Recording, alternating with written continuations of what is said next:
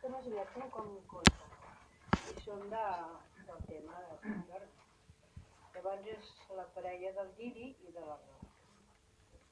La rosa clara no té cap cara, pètals rosats, sòlids i arrodonits, perfum desprèn i un sentiment de dolçantesa amb la tendresa. El lliri d'aigua s'enlaira, profund i esvelt, és estrident, faldilla clara, alçada en l'aire, elegant i esvelta, però i donzella, cavaller i princesa. La poncella rosa vol ser l'amant del lliri noble vestit de blanc. El lliri l'atenta i obre la capa. La rosa el mira i a dins hi cau. Lluny de tot mal, el drac els mira.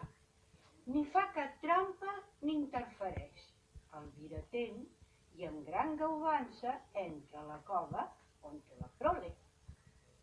Mentre el festeig segueix la via d'una entesa que dura uns dies, després el destí que faci la seva i possiblement desfaci el nos.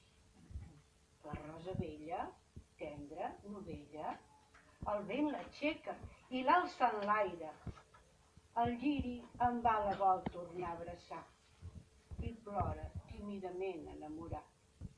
Passat el temps que tot ho esborra i del lliri la rosa només en quedi pètals marcits d'ocre i morat sobre el sol units per sempre, fèrtil la terra cantarà l'amor etern, perpètu que es revifa constantment en cada flor, en cada arbre i en cada ésser.